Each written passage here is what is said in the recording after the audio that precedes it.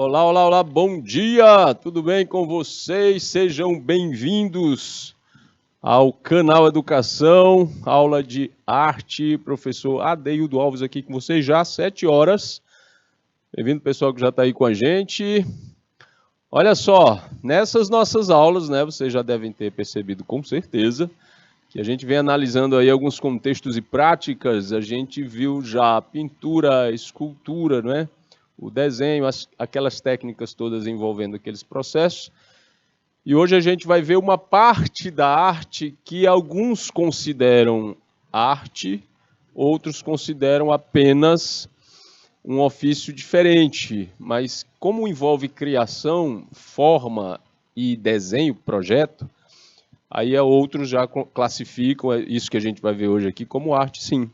Uma arte prática, uma arte de ofício. Hoje nós vamos analisar o design, o que significa, o que é, onde surgiu, qual a relação do design com a vida da gente, certo? Então vamos lá. 26 de setembro, segunda-feira, de novo já. Que bom, graças a Deus, trabalhando. Roteiro da nossa aula aqui, contextos e práticas, o designer. Design, eita, ali ficou, explico já a diferença. Designer, que aqui ficou assim, né? No nosso roteiro tem um Rzinho aqui, é R no final. Cadê a minha caneta, gente? Caneta e... Ó, esse R no final ele faz uma diferença na palavra. A gente vai já entender melhor isso aí. O nosso objetivo é conhecer essas técnicas e as práticas que envolvem a expressão visual em design, aqui sem o ER, e suas várias expressões. No finalzinho a gente resolve as questões aí, tá? Olha só, vamos ler aqui o texto para entender. Design tem a ver com desenho, professor. Vem daí. Mas não é só, porque está em inglês, né? Não é só o desenho no trato de fazer uma forma, né? Uma figura num papel, numa superfície. Mas é o desenho como projeto. E a gente vai entender melhor aqui. Ó. Tipografia moderna, chamada tipografia moderna, também é chamada de design. O que ela é? É a idealização, quando você pensa, né, você idealiza, tá aqui, formou a ideia na sua cabeça. A criação, você cria o projeto a partir dessa idealização. O desenvolvimento do projeto, a sua configuração, a concepção, a elaboração e a especificação de produtos. Então, tudo que envolve, desde a idealização até a especificação de produtos, é o que a gente chama de design ou tipografia moderna. Tudo isso vai passar pela criação, desenvolvimento, configuração, concepção, elaboração. Por que isso desse jeito? Porque é uma forma de trabalho mais técnico, ok? Ele não é solto, entregue à criatividade livre como é uma pintura, uma escultura artística, por exemplo. É uma coisa mais técnica, certo? Bom, normalmente produzidos industrialmente, isso não significa que um projeto de design não seja produzido artesanalmente, certo? Aliás, os que são produzidos artesanalmente são até mais caros. Mas normalmente produzidos industrialmente ou por meio de sistema de produção em série, que demanda padronização dos componentes e desenho normalizado. O que é um desenho normalizado? É o desenho técnico, certo? Vai entrar aí várias normas para esse tipo de desenho. Bom, é uma atividade estratégica, técnica e criativa. Gente, antes de ser tudo isso de técnica, né, de normatização, antes de ser tudo isso, o design é eminentemente criativo, porque ele aparece para resolver um problema de ação. Quando você coloca um cafezinho, abre a garrafa térmica e coloca um cafezinho na sua xícara, você está repetindo uma ação que passou por várias e várias mãos, várias e várias cabeças para chegar nesse resultado que a gente tem hoje, do simples entornar um pouco de café na xícara. Isso vai envolver a própria função da garrafa térmica, a própria função da xícara, passando pelo material utilizado e pelo desenho, pela forma que ambos os objetos terão. Beleza? Então, normalmente orientado por uma intenção ou objetivo, ou para a solução de um problema, como eu falei aqui. Uma intenção, um objetivo, um objeto que serve para colocar flores para enfeitar um ambiente, um vaso. Tem uma infinidade de formas, texturas e materiais de um vaso. Para resolver um problema, no caso de você ter um objeto que lhe acompanhe todo dia, de maneira que ele não atrapalhe, né, o seu andar, o seu fazer diário, e que te dê informações sobre tudo que possa estar, né, sendo informado, que te dê condições de te linkar com outras pessoas, que te dê possibilidade de você tirar uma fotografia ou fazer um vídeo sobre qualquer coisa a qualquer momento, que te dê condições de fazer uma ligação telefônica, de consultar alguma coisa na internet. Com esses problemas todos resolvidos, o que a gente tem? Um smartphone. Então, para chegar no smartphone, passou-se por um monte de processos, inclusive históricos, da própria telefonia, para chegar a um desenho de um objeto que possa ser chamado de telefone inteligente. Vamos desenvolver mais aqui. Exemplos de coisas que se podem projetar incluem muitos tipos de objetos, né, como utensílios domésticos, vestimentas, máquinas, ambientes, serviços, marcas e também imagens, como em peças gráficas, né? Famílias de letras, que é o que a gente vai chamar de tipografia, porque o design começa na tipografia. Por isso que o design também é chamado de tipografia moderna, porque ele extrapolou o limite do desenho de letras. Então, também vai ter livros, interfaces digitais de softwares ou de páginas da internet, entre outros. O design recorre a algumas disciplinas, como, por exemplo, a antropometria, a economia, a biônica, a ecologia e outras mais. Para quê? Ora, se você vai resolver problema, procurar uma solução para um problema através de um objeto, você vai ter que entender de outras áreas, ou pelo menos conhecer a ação de outras áreas para poder resolver aquele problema da melhor maneira possível. Uma cadeira confortável precisa passar por um estudo antropométrico, ergométrico, etc, etc. O desenho é também uma profissão.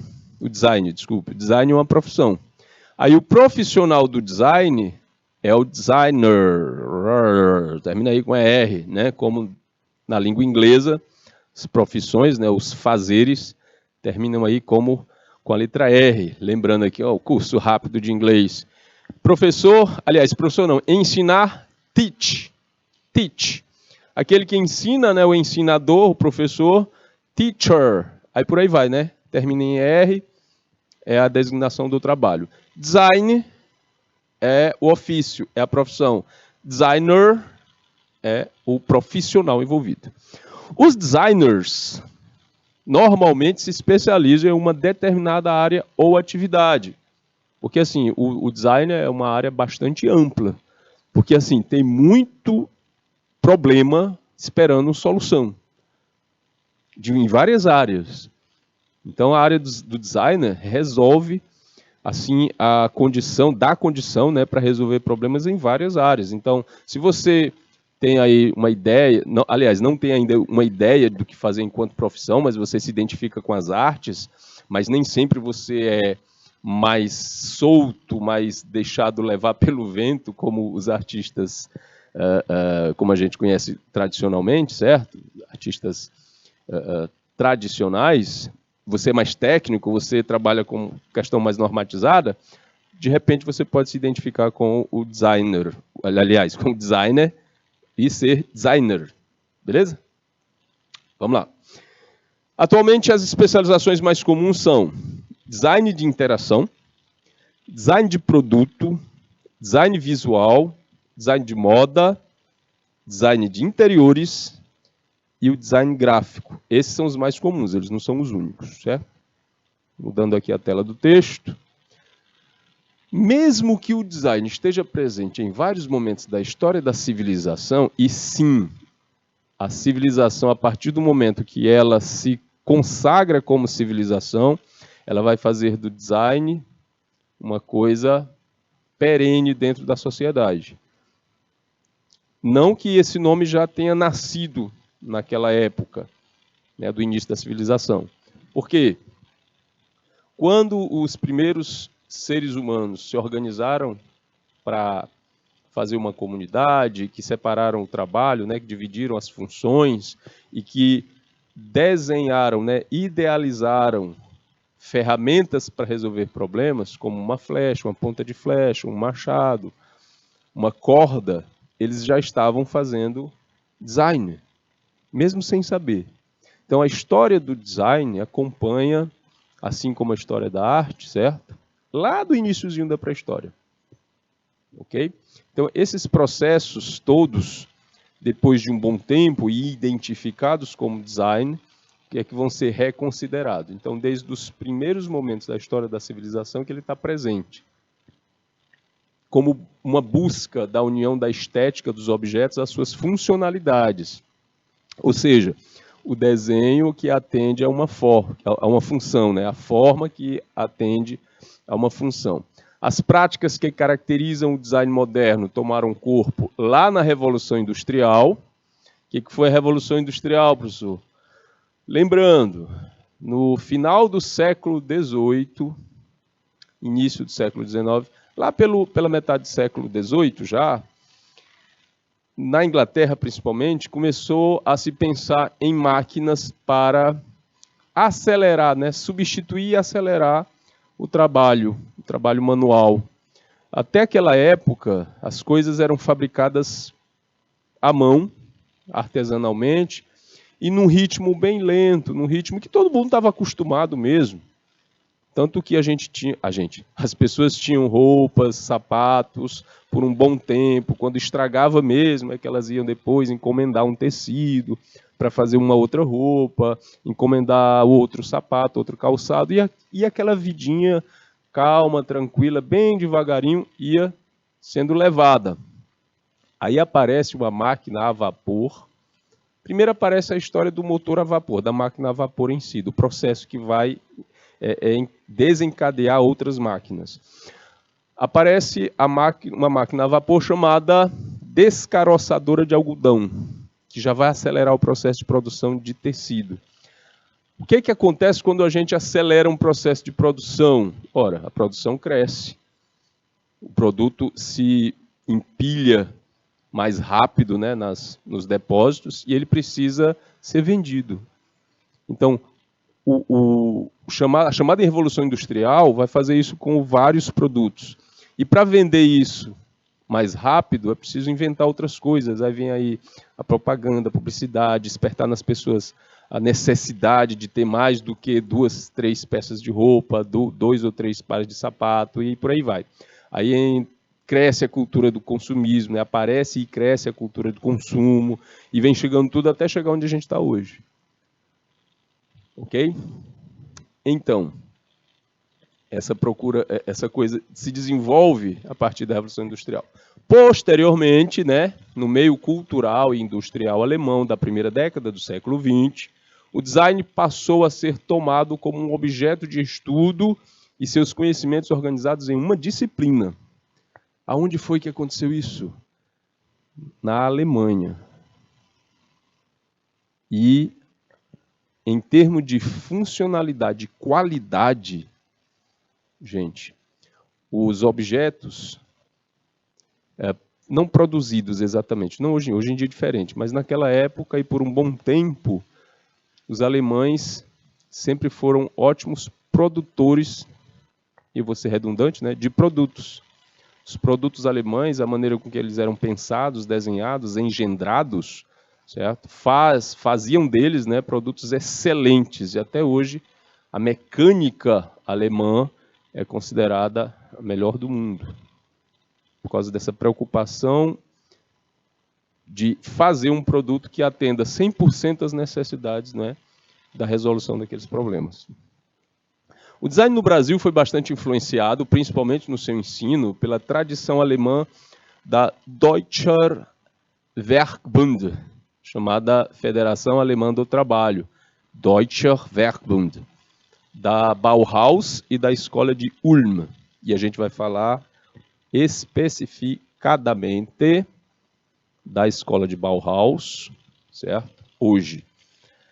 A primeira instituição a oferecer um curso superior em design no Brasil foi a Escola Superior de Desenho Industrial, a ESDI, fundada no ano de 1962, como uma entidade autônoma. Seu modelo de ensino foi fortemente influenciado pelo modelo alemão da Escola de Ulm, e no ano de 1975, ela foi incorporada ao Centro de Tecnologias e Ciências da Universidade Estadual do Rio de Janeiro, a UERJ, passando a fazer parte da citada universidade.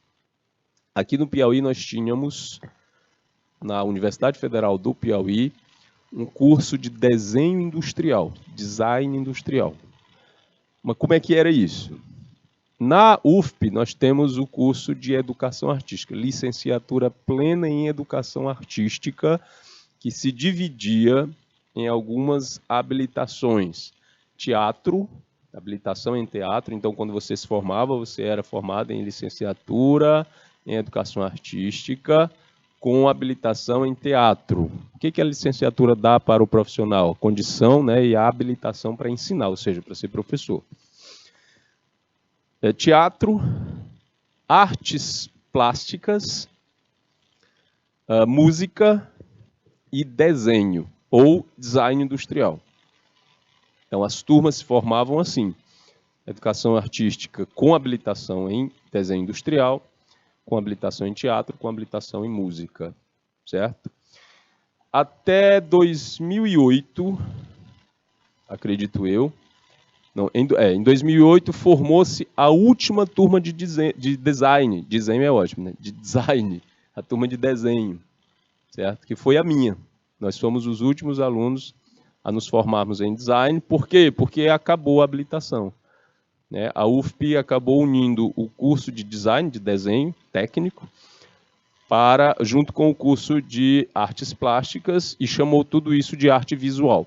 Então, todas as disciplinas, não todas, mas boa parte das disciplinas de desenho passaram a fazer parte da grade do curso de artes visuais. Para fazer um curso de design, e você é aqui do Piauí, você tem que procurar uma instituição que ofereça o curso. Nossa UFP, nem a UESP, até onde eu sei, não tem esse curso ainda, tá? Mas é uma questão só da coisa ir crescendo, pela necessidade. Bom, o senso comum costuma perceber o desenho industrial apenas pelas suas intervenções estéticas. Professor, senso comum, já ouvi falar disso aí. O que é mesmo? Toda vez as pessoas falam, né, o senso comum, o senso comum. É o pensamento geral, né, das pessoas sem uma ligação acadêmica pesquisada. É o que a gente chama de senso comum. É o que todas as pessoas... A informação que todo mundo fala aqui. Então, essa informação geral percebe o desenho industrial apenas pelas intervenções estéticas, ou seja, apenas pela forma. Quando você vai comprar... Aí eu volto ao exemplo da garrafa térmica. Quando você vai comprar uma garrafa térmica, você vai escolher o modelo. Vai comprar um tênis, vai escolher o modelo de tênis. Certo? Qualquer coisa que você for comprar, você vai escolher o modelo. Muitas pessoas, antes do modelo, eles vão pela marca. Porque hoje em dia, a marca também é design. Certo? A forma, né, o logotipo, a logomarca, a ideia que aquela marca passa para o consumidor, que é feita através da publicidade, que é outro tipo de design visual, certo? Constrói uma mitologia em cima da história do produto, que faz com que o consumidor desenvolva uma confiança naquele produto através daquela marca. Certo? E aí ele constrói toda uma cultura do tipo, eu só compro de marca tal porque, ao meu ver, é a única que presta. E por aí vai. Mora muito ainda aqui nessa história do senso comum. Tá? Aí depois vai atrás do modelo, a forma. O modelo é a forma e as possibilidades de uso que aquele objeto vai dar para você. O modelo tal vai ter isso, o outro modelo tal vai ter outra coisa, e aí vai aumentando o preço conforme ele vai oferecendo outras coisas, certo? Bom, entretanto, uma importante preocupação do design é unir a forma e a função desse objeto, e com ele se relaciona com o usuário, e como ele se relaciona com o usuário. Para você ter essa noção mais madura, certo, dessa relação, você tem que conhecer o usuário também. Considerando, inclusive, e muitas vezes com até muita força, a faixa etária. Isso mesmo, a idade do usuário. Porque cada pessoa, em cada idade, certo, tem premissas e desejos diferentes. Vê o mundo de uma forma diferente. Então, um produto que vai atender a essa visão, ele vai ser melhor aceito do que um que não atenda essas visões, certo? E em um processo de retroalimentação, as intervenções do desenho industrial no produto acabam, inclusive, por otimizar suas funções. O crescimento e aperfeiçoamento da produção industrial contemporânea, pessoal, aumenta a importância da concepção e acabamento formal dos produtos. Na construção de um produto, os designers levam em conta valores estéticos que possam ser aliados aos aspectos de funcionalidade de tal item. Então, é a forma e a função atendendo ao mesmo tempo ao que se espera daquele produto. E a função, por exemplo, um relógio de pulso. Hoje em dia a gente chama... Antigamente todos os relógios eram analógicos. Aí aparece na década de 60, 70 e se populariza na década de 80 o chamado relógio digital. Aparece também no final da década de 80 e início da década de 90 o modelo que tem as duas coisas, digital e analógico, que a gente chamou por muito tempo de relógio anadigi, analógico e digital, certo? Depois aparece a era do smart, né, do inteligente, tudo passa a ser inteligente. Smart TV, smartphone e smartwatch, ou relógio inteligente, que é aquele que carrega no pulso. Eu acho que relógio de pulso, eu sempre via assim como uma coisa que fosse desaparecer, certo? Por quê? Porque o nosso smartphone tem relógio. Aliás, bem explícito, né? Você pega e vira a tela do celular, mesmo que desativado para você, né? Automaticamente ela brilha e mostra a hora, certo? Mas só que aquela coisa cultural arraigada de muitos anos, desde o início do século XIX, de olhar para o pulso para ver a hora, é que mantém culturalmente essa tradição da gente ter o nosso relógio de pulso, certo? E em si, falando de relógio de pulso, a forma vai atender muitas vezes a idade e a atividade que a pessoa exerce. E a característica, a personalidade daquela pessoa, mais esportiva, menos esportiva, mais formal, menos formal, mais infantil, mais adulto, e por aí vai. Mas a função é sempre a mesma.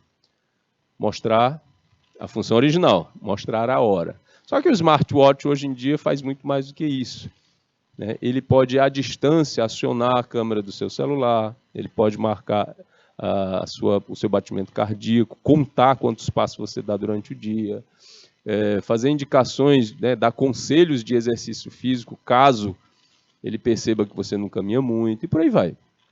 Interessantíssimo. Ok? Bom, na construção de um produto, né, eles levam em conta esses valores estéticos que possam ser aliados aos aspectos de funcionalidade de tal item, permitindo seu melhor posicionamento no mercado. Bens podem se tornar mais desejados apenas com alterações em sua abordagem de desenho industrial. É aquela história do 2.0, ou o modelo 2022-2023. Você altera coisinha, acontece muito isso em carro, em automóvel, certo? Modelo do carro tal, da marca tal. Vamos falar escolher aqui uma marca. Fiat. O Fiat 2022-2023. Aí muda uma coisinha no design, na cor, né, uma linha mais que atenda mais assim ao que está sendo percebido como interessante, para poder continuar vendendo muitas vezes o mesmo produto. Ok? Só que uma visãozinha alterada para dar aquele ar de moderno, né? que está acompanhando a evolução. Ok? A Fábrica Italiana de Automobili de Torino, ou Fábrica Italiana de Automóveis de Turim, esse é o nome da Fiat, não sei se vocês sabiam, percebiam, mas é uma sigla, né? Fiat. É uma das empresas que mais fazem essa ação, né, nos seus produtos, de mudar, né, os modelos com tal rapidez para ir acompanhando, né, para ir dando essa sensação de modernidade. Não é que eles mudem só a casca, há alterações também, né, nas linhas de produção, acerca do aumento da qualidade de motor, etc, etc. Mas é um exemplo interessante. Bom, o design surgiu para ser o quê? A ferramenta das empresas em busca de um produto melhor. Com o design, firmou-se a ideia de que a forma segue a função. Um abridor de latas, aliás, um abridor de garrafa, eu falei abridor de lata porque ele já mudou bastante, mas abridor de garrafa, geralmente, ele tem só dois modelos universais. Aquele que tem um ganchinho, né, que você encaixa em cima, encaixa embaixo e puxa. E o outro que é o mesmo processo de alavanca, só que ele é assim redondo, né? Pega em cima, pega embaixo, abraça a tampa da garrafa e levanta para abrir. É um dos que menos muda. A forma está perfeita para aquela função, certo? Tênis, sapato. Os calçados, eles mudam de modelo muito pouco. Não muda o desenho. Aliás, muda o desenho, certo? A função do calçado geralmente é a mesma. Como eu digo geralmente, por que eu digo geralmente? É a maneira de abraçar o pé para proteger. Mas o que os designers andam procurando inovar? A maneira com que a gente prende essa coisa para proteger os pés. Pode ser com cadarço, já inventaram velcro, tem um tênis autoadaptável, né? Você bota o pé no tênis e ele vai apertando não, vai se adequando ao formato do seu pé automaticamente. Isso aí é uma coisa assim de altíssima tecnologia. Por aí vai. As tentativas de resolver, de inovar numa coisa que já é tradicional há séculos. Então, a forma segue a função, ou seja, aquilo que é bem projetado do ponto de vista funcional acaba tendo uma forma agradável, atraindo o cliente. Durante sua evolução, o design teve momentos em que representava claramente a cultura de um país ou região. Design italiano, americano, alemão, japonês. A gente percebe muito isso em produtos como os automóveis. Os automóveis americanos, por um bom tempo, eles tinham a cara dos Estados Unidos, os japoneses, os franceses, né, da Renault, da Peugeot, os italianos, da Fiat, por exemplo, como eu já falei. E o design italiano, ele é conhecido, inclusive, não só pelos automóveis, mas por resolver questões muito voltadas ao processo do mobiliário e do dia a dia. Lâmpadas, luminárias, ferramentas de cozinha, móveis, formatos de telefones. Antigamente, quando a gente tinha telefone fixo em casa, hoje é raro você encontrar uma pessoa que tem telefone fixo, aquele aparelho de telefone poderia ter designs muito diferenciados, certo? O próprio smartphone atendeu a uma necessidade, aquela história, a forma, né, segue a função. Quando os celulares ainda não eram smartphones, não entravam na internet, o que era considerado chique, o que era considerado assim de status? Era o menor possível. Então, um celular, um telefone celular pequeno, quanto menor fosse, mais caro era, mais tecnológico era, portanto, mais status daria para aquela pessoa. Okay? Eu lembro que os mais populares no início eram um Motorola, que abria um flip, ele já era grande por causa da bateria, abria um flip e subia uma antena, e o chavoso, vamos dizer assim, na época, era o StarTAC, que era pequenininho, dobrável. Abria apenas ele, puxava a anteninha e acabou-se. Aí o que acontece? Vem o advento da internet na telefonia. Aí ficava complicado com os primeiros smartphones da gente ficar navegando com botões, né, mecânicos e a tela pequena. O que acontece? Resolveu-se a situação com a tela de toque, que é o chamado touchscreen, que já existia na tecnologia de monitores de banco, de autoatendimento. E as teclas mecânicas desaparecem do smartphone, a tela cresce e ele fica enorme. Aí as pessoas passam a se adaptar a um telefone bem maior do que aqueles pequenininhos, né, os celulares. Por aí vai, né? A forma segue a função. Bom, durante essa evolução, né, como eu já falei, o design teve momentos em que representa claramente a cultura de um país. Com a troca de informações em todo o mundo e o processo de globalização, pouco a pouco as diferenças culturais entre produtos de diversos países foram diminuindo, levando à projeção de um produto aceito internacionalmente. Exemplo, iPhone. Porque o design do iPhone é o mesmo o tempo todo no mundo inteiro. Não tem um iPhone japonês, um iPhone para atender o mercado italiano, outro para atender... Não tem. Tudo é mesmo desenho, do mesmo jeito. Hoje está se chegando a um equilíbrio. O produto deve ser bem aceito no mundo todo, mas mantendo uma identidade nacional, ou seja, ele deve representar aspectos positivos do país em que foi criado. Aí é um problema, né, que os designers têm que resolver, né, de ir atrás para resolver. Vocês sabem por que a lâmpada, que tem uma fotinha, né, ela se transformou em símbolo de ideia, de uma boa ideia, por causa do próprio invento.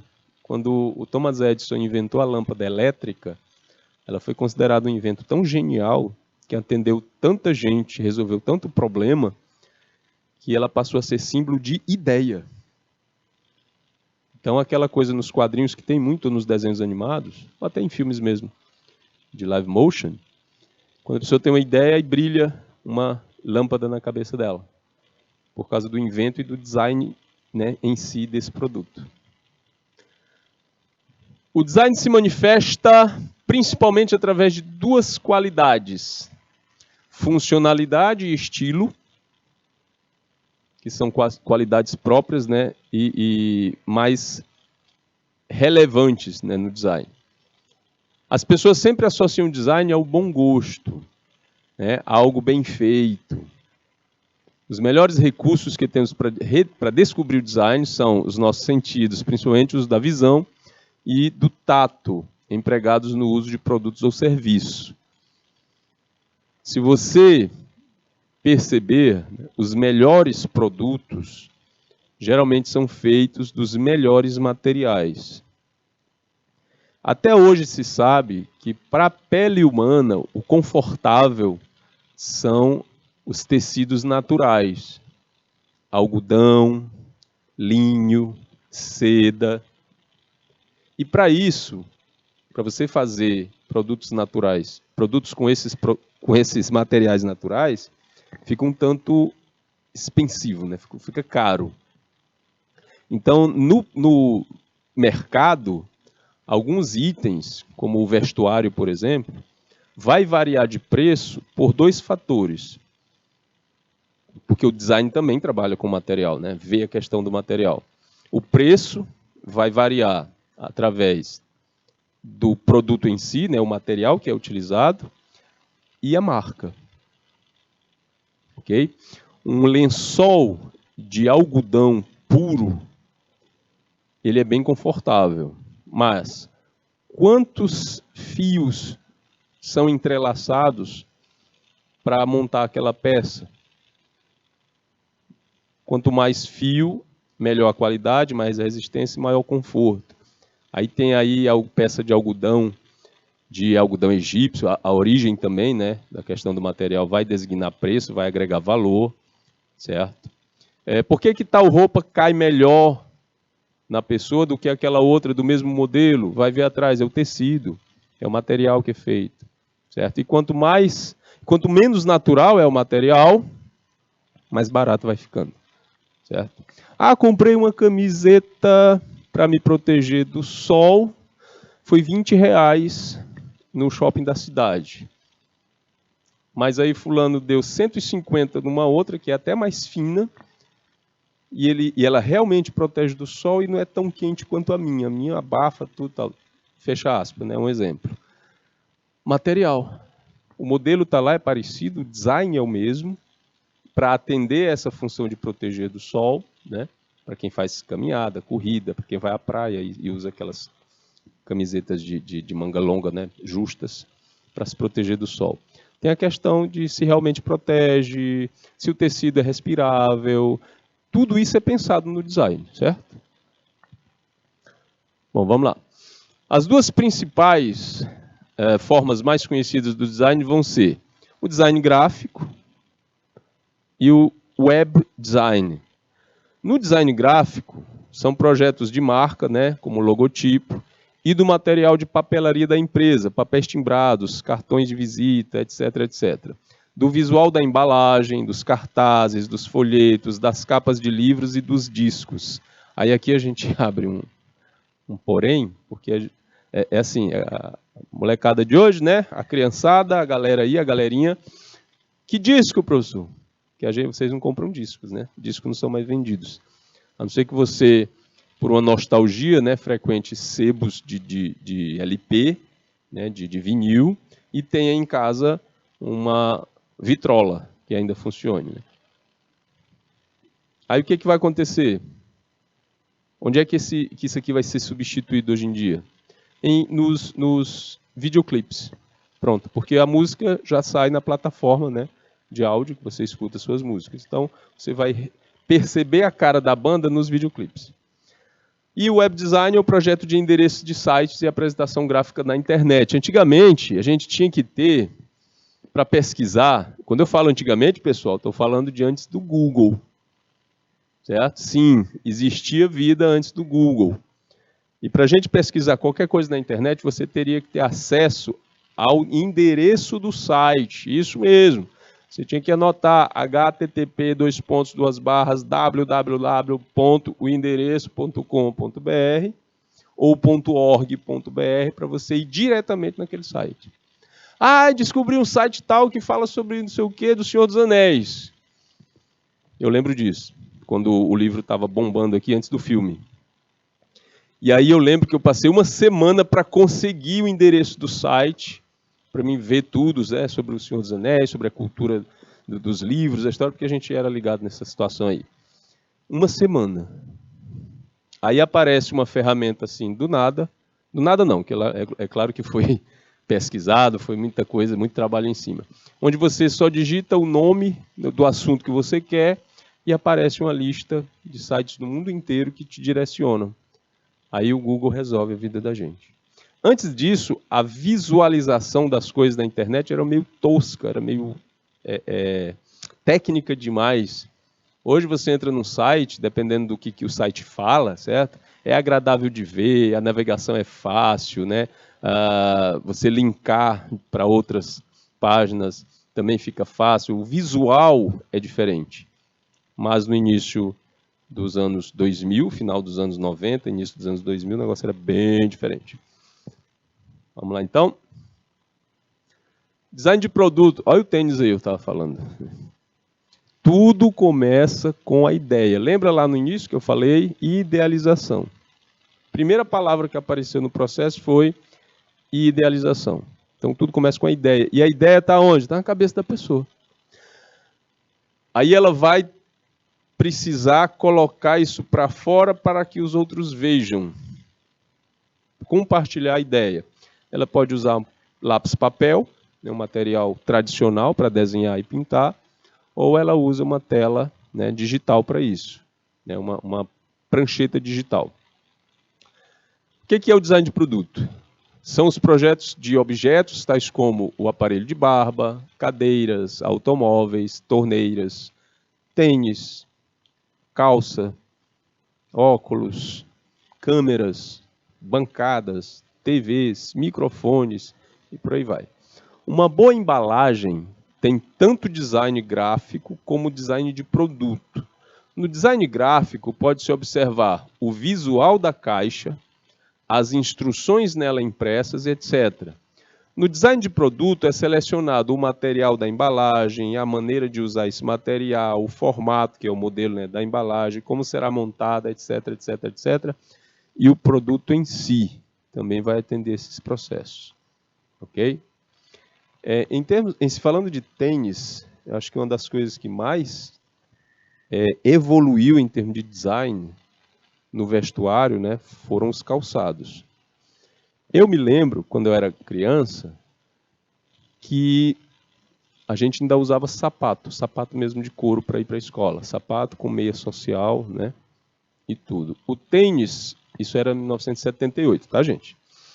O tênis foi se popularizando à medida em que a própria cultura dos Estados Unidos e da Europa foi entrando mais aqui no Brasil.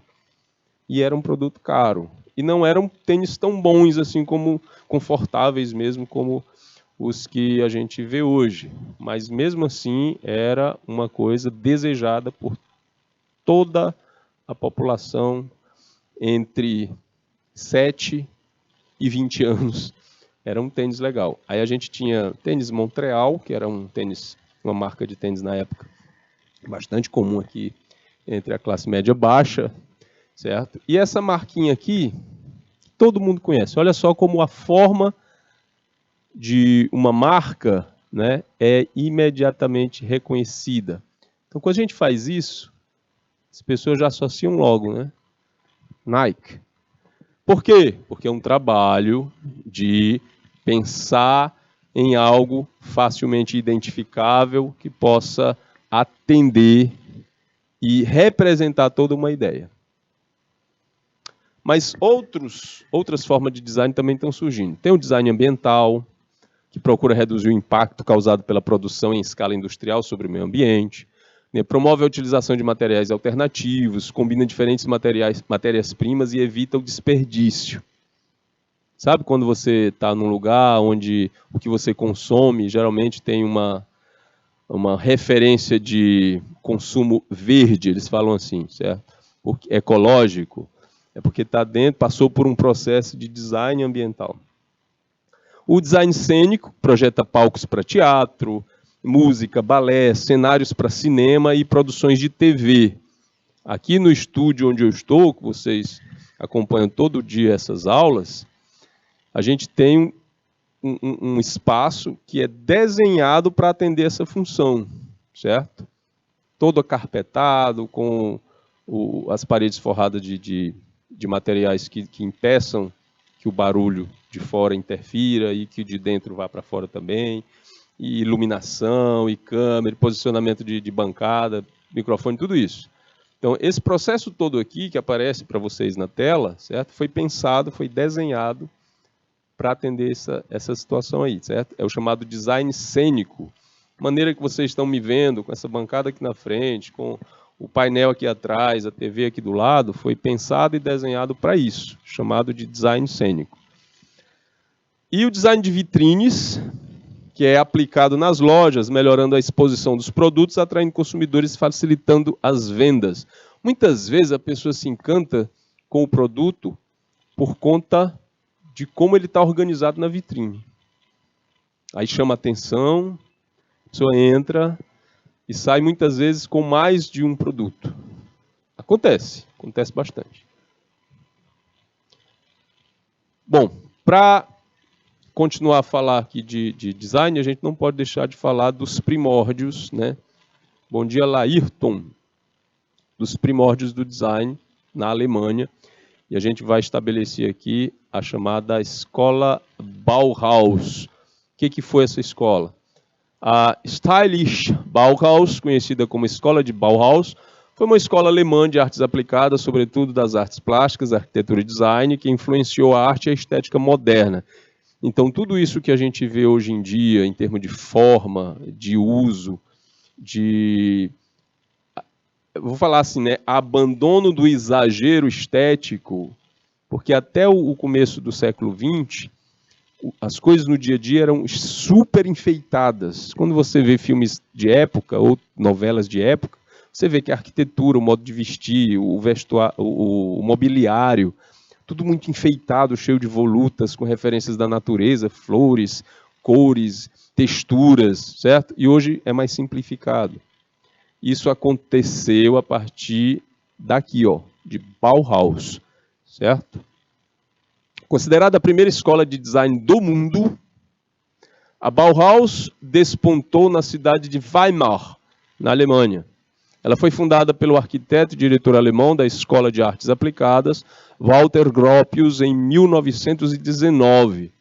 A instituição surgiu após a fusão das Escolas de Artes e Ofício e Belas Artes de Weimar. Então as duas se fundiram e estabeleceram aí a chamada Escola de Bauhaus. Além das artes aplicadas, arquitetura, escultura e design, a escola oferecia cursos de teatro, dança e fotografia. A primeira exposição dedicada ao novo estilo ocorreu em 1923, e os termos em alemão Established Bauhaus, cunhados pelo próprio fundador, significa casa de construção. Aqui do lado, objetos criados, né, em termos de forma, na época da escola de Bauhaus. Então, eu acredito que você já deve ter chegado em algum tipo de escritório ou instituição que tem uma cadeira dessa aqui. Parece uma coisa já bem moderna, né? Sempre tem essa cara de modernidade.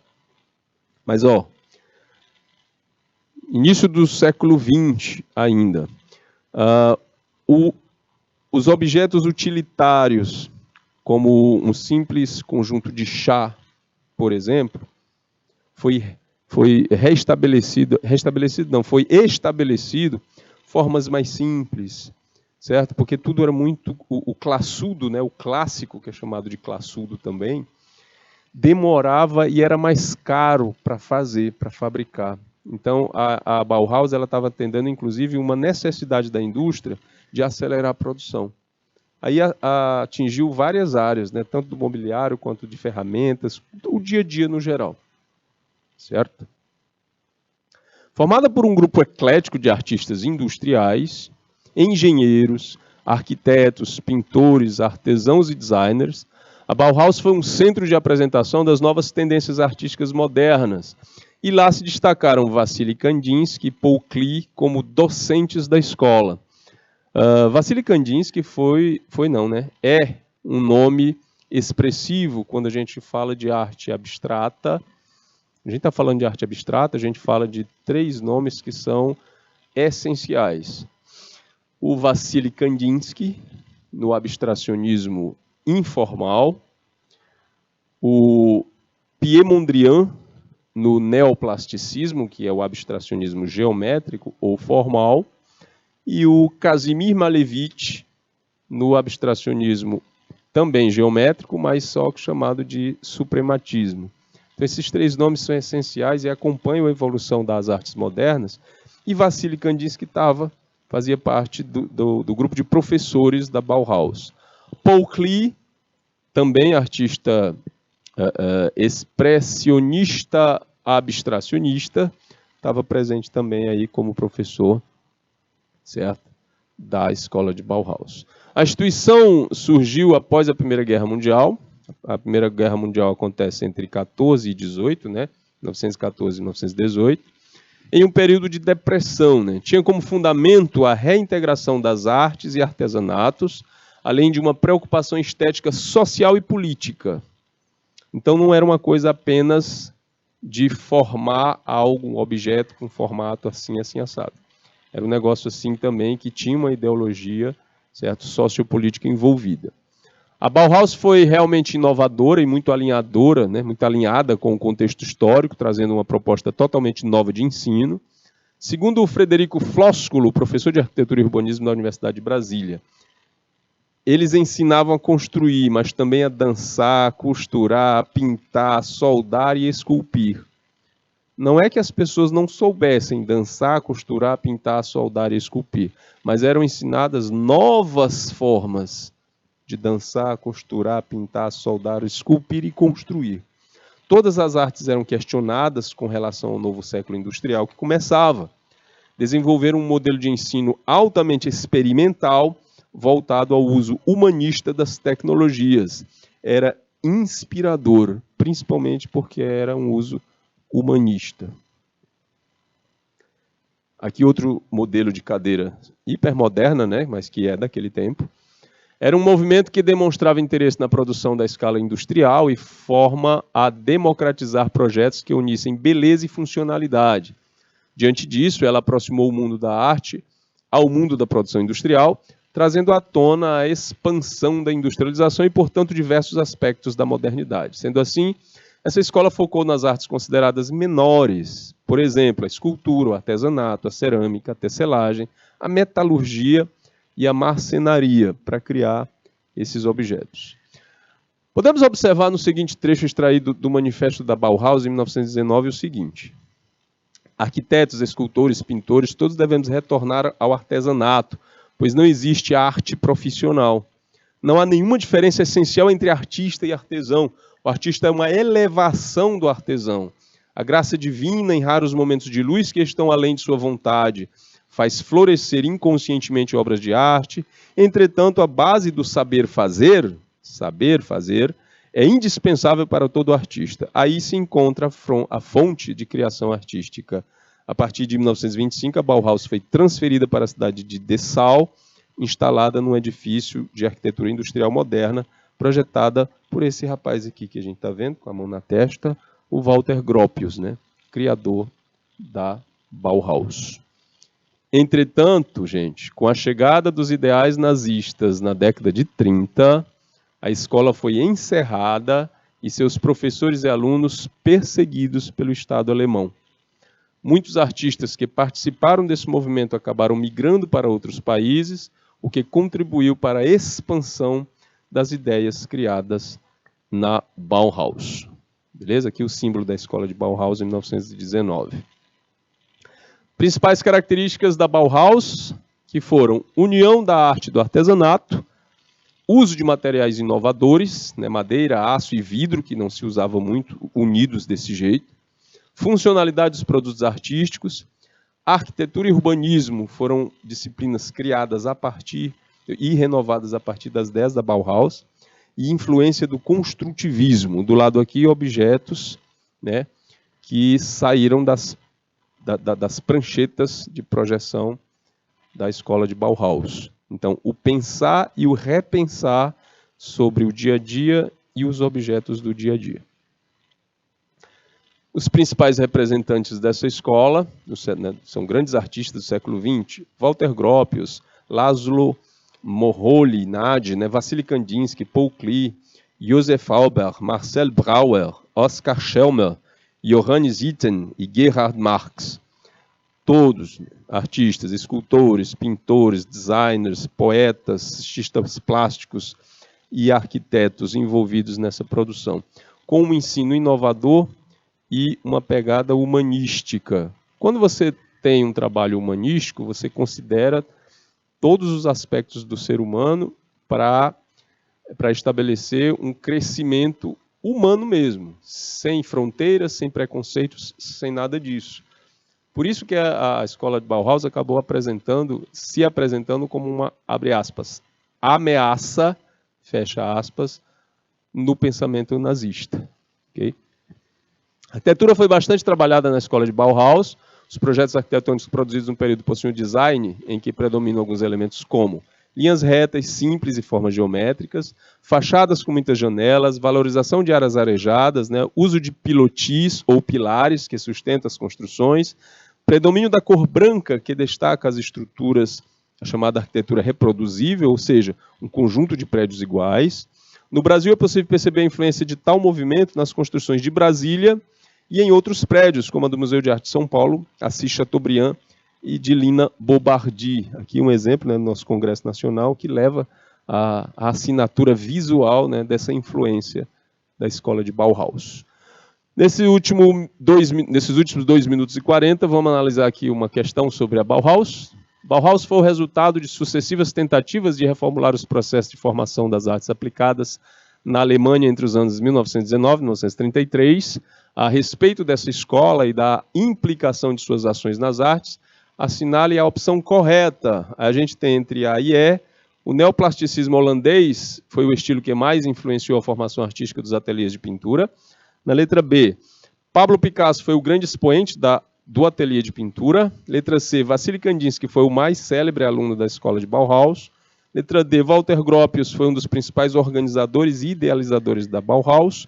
Letra E, Le Corbusier contribuiu decisivamente para a formação dos ateliês de projeto arquitetônico e de urbanismo. Então, sobre o que a gente viu de Bauhaus até agora, o que a gente pode definir aí como correta? Olha só, Le Corbusier é um nome forte da história da arquitetura, certo? Ele tem influência da Bauhaus e tudo mais, mas é uma coisa que vai acontecer depois, certo? As influências que vão acontecer depois na arquitetura.